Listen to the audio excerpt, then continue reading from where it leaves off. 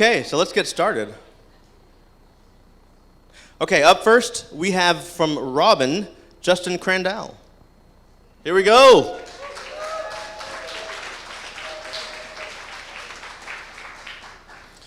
So let's use this one. Okay, now, give me a second. Let me set the timer.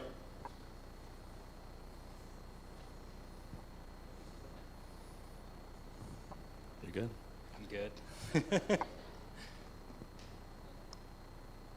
Is there a clock running? Do I need to change slides? Oh, is this it? There we go. Technology. All right, we ready? That looks like my intro. Does that count as part of my 5 minutes? All right, hi, my name is Justin Crandall. I'm the co-founder and CEO of Robin. You may ask, what is Robin? So Robin is bringing modern convenience to the $70 billion lawn care industry. And so if any of you have tried to find lawn care anytime recently, your experience probably goes something like this. You make 3 or 4 phone calls. Maybe one of these guys gives you a call back. He says, oh yeah, I can be over there on Thursday. I'll take a look and then I'll give you a price. Do I wait 2 days for him to show up and get a price? Do I call another guy over to give me a quote? Right? And then I need to pay with cash or checks left under a doormat. Literally, I don't even know where my checkbook is anymore, but this is the one thing that I'm still expected to write a check for. And then communication, generally there's either a language barrier or these guys tend to be owner-operators. They're out in the field, they're busy. They're not sitting there by their email waiting for their phone to ring or on a live chat line. And so as a customer, what we wanted to create was an experience that is very modern, very Uber-like. Go to a website, enter your address, get an instant quote, schedule my service, enter my payment info, a credit card or debit card, and that's it. My lawn is on autopilot. After every service, we notify you, say, hey, how did we do? Let us know. Right? Actual feedback given to our crews and a chance to actually influence the way your lawn is cared for. So we're very much, we're family guys, we don't have time to mow the lawn anymore, we outsource this problem. We started very much from the consumer standpoint. But what's been very, very interesting to us over the last year is that actually the greater pain is on the provider side. There are 90,000 registered lawn care businesses in the US, 300,000 independent contractors. Most of these are very, very small companies. These guys work extremely hard, but they are not business people in many cases. They're not good at marketing and customer acquisition. Communication is a challenge, either because literally they have language barriers or they are too busy to communicate. And then interestingly, the thing that's a pain to me as a customer of having to pay with cash or checks is a pain to the provider as well, because he's writing off anywhere from 5 to even 9, 10% of his revenue is uncollectible every month. All right? And so what we do is we give these guys high quality jobs. We locate them near their existing jobs so they can actually get more mowing done every day with the same crew, so more profit per day. Right? We've literally changed the game for some of these people, starting with a 17-year-old kid and his 15-year-old brother who mowed lawns for us in McKinney last year.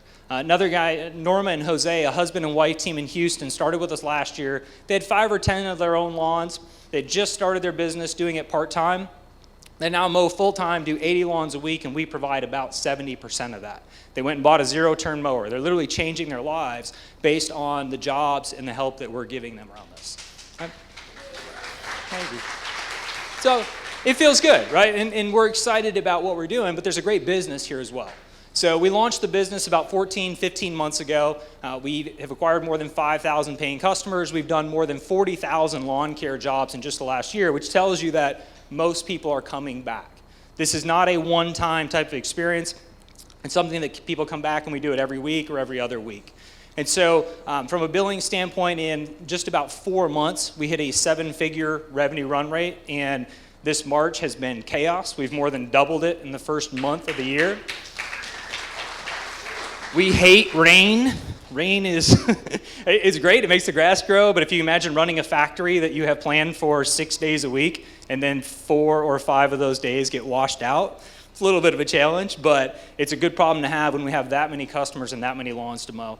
And I think our customer satisfaction shows up in our retention rate. So for every 100 customers that sign up for a first mowing with Robin, 92 of them come back for a second visit, and 75 of them make it through 6. And then after that, our churn falls to almost nothing.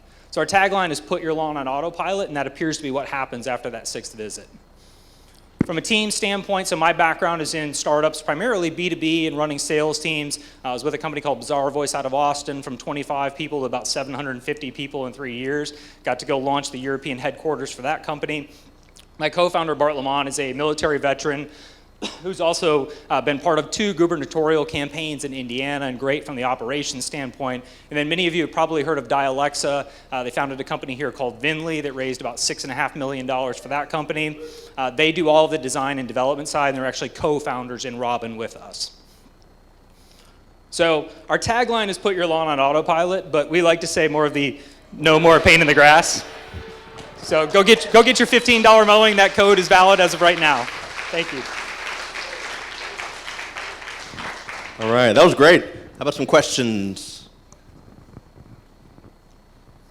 How do you scale? So scaling actually hasn't been as much of a challenge as I thought. We're in Houston, Austin, and Dallas, and we haven't even been to Houston, right? So we're able to actually launch these cities remotely and manage them all with a fairly small team here in Dallas. We're 6 full-time employees and a staff of kind of 4 or 5 interns managing that volume of jobs. Who pays for the service? Do the lawnmowers pay for it, or the homeowners? The homeowner's paying. So it's very much like an Uber type experience where I sign up, I pay the bill, and then we subcontract and pay the independent contractors.